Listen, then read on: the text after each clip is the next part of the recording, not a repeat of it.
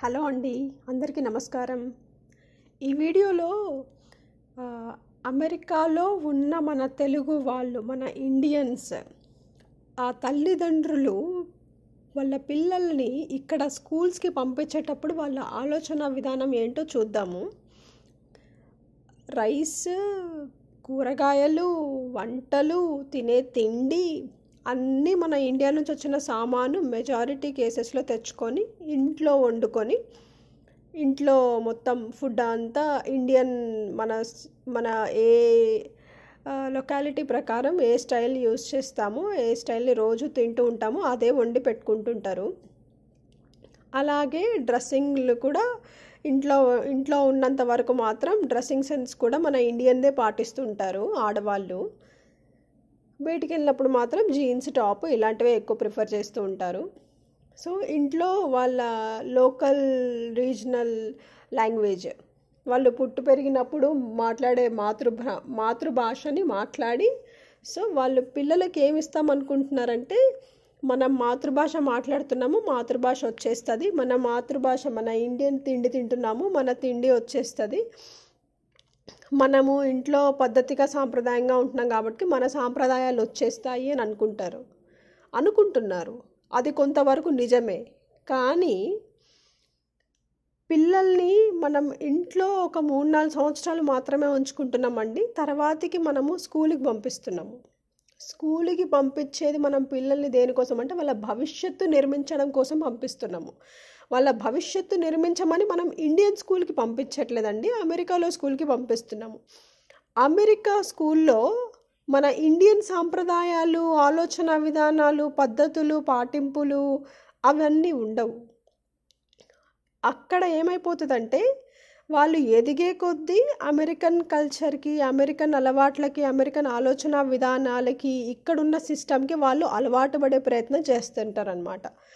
చేస్తున్నప్పుడు ఇక్కడ ఏమవుతుందంటే ఫస్ట్ జనరేషన్ ఎవరైతే, అంటే ఫర్ ఎగ్జాంపుల్ ఇప్పుడు నేను మా ఆయన వచ్చి ఇక్కడ ఉండి ఇక్కడ మేము పిల్లల్ని కానీ ఇక్కడ స్కూల్కి పంపించడం మొదలుపెట్టామనుకోండి, మేము భారతదేశంలో పుట్టి పెరిగాం కాబట్టి మా దగ్గర నుంచి కొంత సాంప్రదాయం, కొన్ని విలువలు వచ్చి పిల్లల్ని కొంతకాలం మనం ఎలాగో దగ్గరే ఉండి, ఎక్కువ ఇండియన్ పేరెంట్స్ ఎక్కువ పిల్లల్ని ఎక్కువ కేర్ చేస్తుంటారు కాబట్టి మా దగ్గర నుంచి వాళ్ళకి ఎక్కువ వాల్యూస్ వచ్చేసి, స్కూల్ నుంచి వాళ్ళకి ఎక్కువ కాలం వరకు వాల్యూస్ వచ్చేసి ఆ వాల్యూస్నే వాళ్ళు టేక్ ఓవర్ చేసుకొని వాళ్ళ లైఫ్ లాంగ్ అంతా లీడ్ చేస్తారు. కాబట్టి మనకి ఇంటి నుంచి వచ్చింది కొంత ఉంటే స్కూల్ నుంచి వచ్చింది ఎక్కువ ఉంటుంది. ఎలాగంటే ఇప్పుడు మనము ఇంట్లో పండగలు ఏవి చేసుకున్నా సరే మనం ఇక్కడ ఉండి ఇండియన్ ఫెస్టివల్స్ని కరెక్ట్గా సెలబ్రేట్ చేసుకోవడానికి అయితే అది కొంచెం తక్కువ పాసిబిలిటీ అండి. మనం పండగ రోజుని పండగ సెలబ్రేట్ చేసుకోము. మనకి ఎప్పుడు వీలు కుదురుతుందో ఆ వీకెండ్లో దగ్గరలో ఉన్న కమ్యూనిటీస్ ఎవరెప్పుడు చేస్తారో అప్పుడు చేసుకుంటాం. కాబట్టి అదేమైపోద్దంటే ఇట్స్ ఎ పార్ట్ ఆఫ్ వాళ్ళకి ఎంజాయ్మెంట్ లాగా అవుతుంది, కానీ అది వాళ్ళకి కల్చర్ అవ్వదు. ఎందుకంటే వాళ్ళు అలాంటి ఎన్వైర్న్మెంట్లో పెరగలేదు. కానీ ఇండియాలో ఉన్నవాడికి అదేమైపోతుందంటే హీఈస్ కంప్లీట్. తనకు ఆ రోజు హాలిడే ఉంటుంది, తనకు ఆ రోజు ఇంట్లో ఏం జరుగుతుందో తెలుస్తుంది, ఎక్కడెక్కడికి వెళ్తున్నామో తెలుస్తుంది, ఎందుకు వెళ్తున్నామో తెలుస్తుంది, ఎందుకు చేస్తున్నామో తెలుస్తుంది. ఆ ఎన్వైర్న్మెంట్లో పెరగని బేబీ ఇక్కడ పెరిగిన పిల్లలు ఏమవుతారంటే ఇక్కడ పాటించే పద్ధతులు అవన్నీ పాటిస్తూ ఉంటారు. అలాగే మన ఇండియన్వి కూడా కొన్ని పాటిస్తూ ఉంటారు. వాళ్ళకి అదేమవుతుందంటే అది ఒక భాగం, ఇది ఒక భాగం లాగా అవుతుంది. అంతేగాని అమెరికాలో పెరిగినంత మాత్రాన ఇండియన్ వాల్యూస్తో పెరిగినారు, ఇండియన్ కల్చర్తో పెరిగినారు అని అనుకోవడానికి లేదు. దీనికి ఒక ఉదాహరణ ఏంటంటే, ఇప్పుడు మనకి దసరా, దివాళీకి ఇక్కడ ఏమి హాలిడేస్ ఇవ్వరు, సంక్రాంతికి ఏమి హాలిడేస్ ఇవ్వరు ఇక్కడ. అలాగే మనకి పెద్ద పెద్ద పండగలు, గణేష్ చతుర్థికి, ఉగాదికి, ఇట్లాంటి పెద్ద పెద్ద పండగలకి మనకి ఇక్కడ ఏం హాలిడేస్ ఉండవు. మనం ఎప్పుడో ఒకసారి సెలబ్రేట్ చేసుకుంటాం. వాళ్ళకి అదొక సెలబ్రేషన్ డే మాత్రమే. వాళ్ళకి ఎప్పుడు హాలిడే ఉంటుంది తెలుసా? క్రిస్మస్కి హాలిడే ఉంటుంది. ఆ క్రిస్మస్కి హాలిడే ఉన్నప్పుడు వాళ్ళు ఏం చేస్తారు? స్కూల్లో కొన్ని యాక్టివిటీస్ చేస్తారు, ఇంటికి వచ్చి కొన్ని యాక్టివిటీస్ చేస్తారు, ఫ్రెండ్స్తో కొన్ని యాక్టివిటీస్ చేస్తారు. సో వాళ్ళు ఏమైపోతున్నారంటే ఇప్పుడు ఇండియన్స్ వాటి మాత్రమే సెలబ్రేషన్స్ చేసుకోవట్లేరు, క్రిస్టియానిటీ ఇక్కడ స్కూల్స్లో ఏవైతే సెలబ్రేషన్స్ చేసుకుంటారో అవి కూడా వాళ్ళ సెలబ్రేషన్స్లో ఒక భాగం అన్నమాట.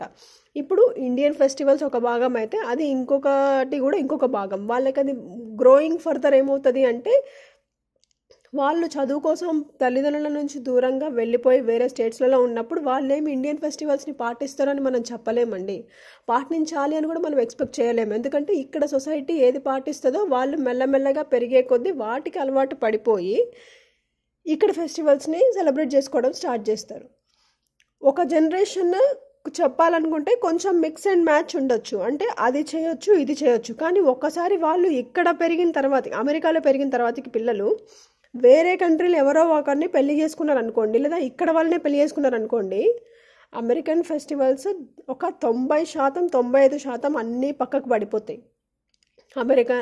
ఇండియన్ ఫెస్టివల్స్ ఆచారాలు, అలవాట్లు, కట్టుబాట్లు, ఫుడ్ ఐటమ్స్ ఇవన్నీ పక్కకు పడిపోయి ఏమవుతుందంటే ఇక్కడ ఉన్న వేరే వేరే కంట్రీ వాళ్ళవి ఇక్కడ అమెరికాలో ఉన్న ఫుడ్ ఐటమ్స్, ఆ కల్చర్, ఆ లైఫ్ ఆఫ్ లివింగ్ సిస్టమ్ అనే దానికి వాళ్ళు అలవాటు పడిపోతారనమాట. ఇక్కడ ఒక్క జనరేషన్ కొంత స్టార్టింగ్లో ఒక 10-15 ఇయర్స్ 20 ఇయర్స్ వరకు మాత్రము ఇండియన్ది పాటించగలిగే అవకాశం ఉంది. ఎందుకంటే తల్లిదండ్రులతో పాటు ఉంటారు కాబట్టి. తర్వాతకి వాళ్ళు పాటించగలిగే అవకాశం లేదు. అందులో పెళ్ళి అయిపోయిన తర్వాతకి ఇంకా వచ్చేటోళ్ళు మరి ఏ దేశస్తులు అయి ఉంటారో ఎట్లా ఉంటారో తెలీదు. అక్కడితో ఏమైపోద్దంటే మన ఇండియన్ రూట్స్ అనేవి ఒక 60 to 80 or 90% వరకు కట్ అయిపోతుంది. వాళ్ళకప్పుడు ఇండియన్ సాంప్రదాయాలు రావు, అమెరికన్ సాంప్రదాయంలోనే వాళ్ళు పెరుగుతారు. ఆ డ్రెస్సింగ్ స్టైలే ఉంటుంది, వాళ్ళ ఆ స్లాంగే ఉంటుంది, ఆ మాట్లాడే భాషా విధానమే ఉంటుంది, ఆ ఆలోచన విధానమే ఉంటుంది, వాళ్ళు అదే పరుగులో ఉంటారు. సో దీన్ని బట్టి నేను ఏం చెప్పాలనుకుంటున్నా అంటే ఇక్కడ పెరిగే అమెరికాలో తల్లిదండ్రులు పిల్లల్ని పెంచి మేము ఇండియన్వి సాంప్రదాయాలు, పాటింపులు, పద్ధతులు ఇస్తున్నాము అని అనుకుంటే అది కరెక్ట్ కాదండి. మీరు చూసుకోండి ఒకసారి. ఇప్పుడు మీ పిల్లలు మీరు ఒకవేళ మీకు పిల్లలుండి ఇక్కడ మీరు పెంచి ఉండి వాళ్ళతో ఒకసారి మీరు పోల్చుకుంటే ఇండియాలో ఉన్న వాళ్ళతోటి చాలా భేదాలు మీకే కనిపిస్తాయి.